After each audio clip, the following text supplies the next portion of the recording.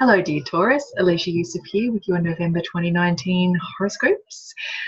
Just doing a trial with video this month to see if it lands better with people. I much prefer video as a medium, but yeah, love to hear from you whether or not you enjoy this. So please leave messages in the comments or on social media or on the YouTube channel if you're watching it on YouTube. So, power-packed month ahead for you. The best news is pop the bubbles. The first thing that's going to happen for you this month is that Venus moves into Sagittarius. So she's been in Scorpio for 3 weeks now, and it isn't always the best. It's Venus in Mars's sign, so she'll be really happy to get out of there. But even better with Sagittarius is, yes, it's a passionate, inspiring, fire-fueled sign, but it's also where Jupiter is the other benefic. So this is like a huge party in the sky and everybody's invited. And I feel for you, it's just a month of opportunities ahead, definitely 3 weeks.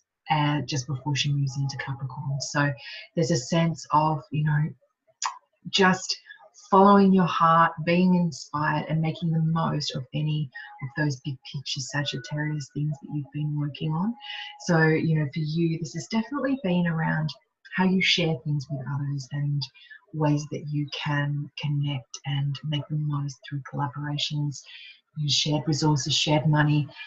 Potential is for you, if you have been overspending and the credit cards looking a little bit scary, then it really is a chance to kind of dial that back and to make sure that the shared money that you use is perhaps using other shared resources to pay off any debts. That's one of the issues that can happen with Jupiter in the 8th house. So Venus is going to come up and give her honey to this situation, give a bit of an extra kiss to this as well, which will help you out. So that's on the 2nd of November here in Australia, and that will be the 1st of November everywhere else.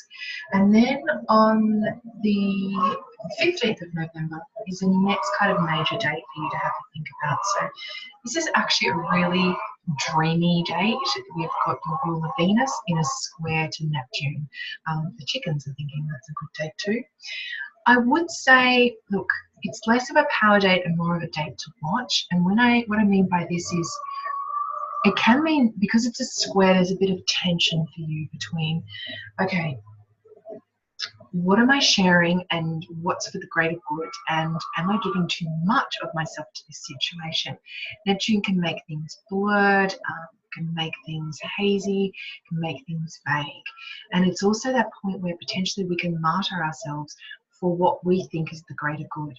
So it is and perhaps it's putting too much of a drain on your resources in this area. So it is a chance to really revisit what you think, what you're putting into groups or communities or even friendship groups, and are you overgiving? Are you being too generous? And are you getting back what you're putting in? So really check in with that and see whether or not for you could be getting more back or dialing back on what you're actually being given, on what you're giving away. And then on the 19th, we've got Mars moving into Scorpio. And the reason that I'm talking about this to you is because this is your area of relationships. So this is where you're going to start putting more energy into those you love, your loved ones. It's a chance to get active, get energized around how you do relationships and how you connect with people. You may really want to just be spending time with those who you are in equal partnership with. So this is definitely date nights, but it could be, if you've got a business partner in your life or potentially clients, you're spending more time with them and more energy with them. So it's a great chance for you to really revisit relationships and have a look at what's important here. You probably have already been focused on this quite a lot through the whole of Scorpio season, but having Mars here, it's like really, whatever you've learned as the Sun and Venus and Mercury have been traveling through here, and of course the Mercury retrograde's happening in this area for you. Anything that you're thinking about and dwelling on, you get the energy to also act upon. And remember, Mars is like a knife. It's a sharp edge, so it can be used to heal. You can slice things away, people away, relationships away that no longer serve you, or it could be that you might put a bit more energy, yeah, just not to hurt or harm others. This is, Mars is connected to sex, so this is definitely a chance for you to get a bit hot and heavy in the bedroom as well, with a loved one. Bring that spark back and that intimacy back. And this is really possible for you coming up with the Mars-Uranus opposition as well. That's fireworks, so that's on the 25th of November. So that 24th, 25th, 26th is a bit of a mixed bag for you.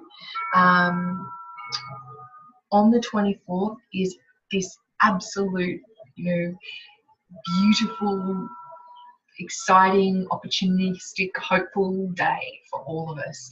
And it's especially true for you because this is when, now that Jupiter has Venus in the same sign, he's going to get a kiss from Venus on this day. And it's a day for you to make hay while the sun shines. Make the most of whatever opportunities come your way.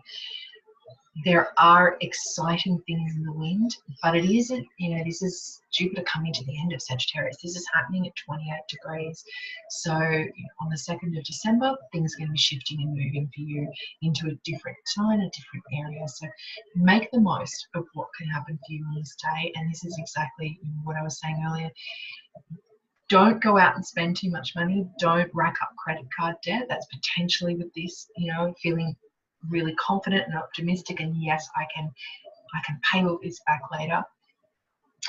It's more about, okay, how can I put things out there, do collaborations, form partnerships, be together with people that supports me and supports them. How can we form these great partnerships that are deep and connecting, that helps us both? It's that, that couple money, shared resources.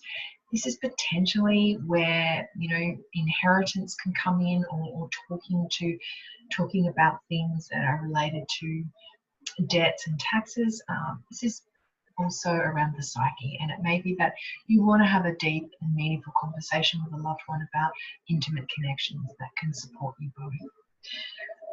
The 25th, as I said earlier, that's a bit of a fireworks day. Uranus in your first house.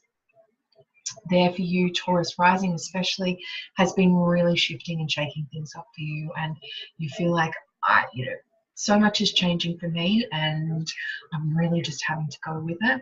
So this may be where you get a bit of a kick in the pants to actually enact some of that change, where you might have been on the fence of, am I doing enough?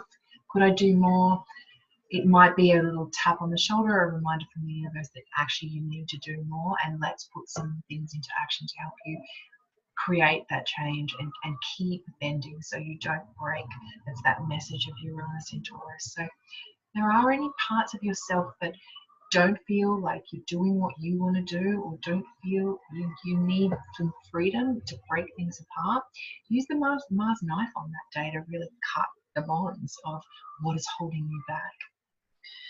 It can mean that there are surprises coming through this day, so do keep an eye out for that. It might be just, a message from a loved one, some words that you have from a loved one, or some actions that they do. It comes a bit out of left field for you. So it's best not to respond in that firecracker way that Mars Uranus can do, but perhaps have a conversation with them. Say, that surprised me. Why did you do that? What drove that? Can we talk together about whether or not we can find a bridge across this? I'd also say that then on the 26th of November, we have got Venus moving in to Capricorn. So the hay has been pulled in, and now it's time to bundle it up, ready for the winter ahead. As Venus comes into Capricorn, she's going to start meeting up with all the heavyweights there. So first it will be the South Node, then it will be Saturn, and then it will be Pluto.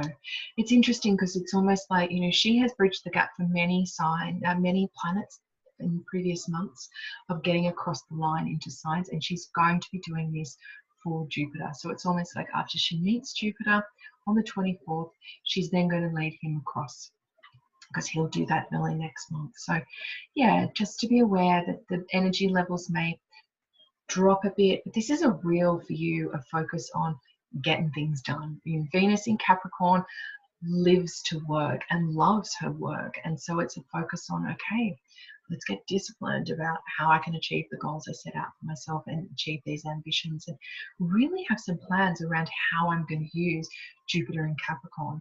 So for you, this is around ninth house issues. So this can be making some serious travel plans and going overseas to work out that, or it could be something you want to publish, or potentially teaching or wisdom sharing in some way, or even putting in place some really good structure for you to have a strong connection to your spirituality and delving into your faith and devotion and belief systems there. So yeah, it'll be interesting 3 weeks for you ahead before she then dips into Aquarius. But all that's to come.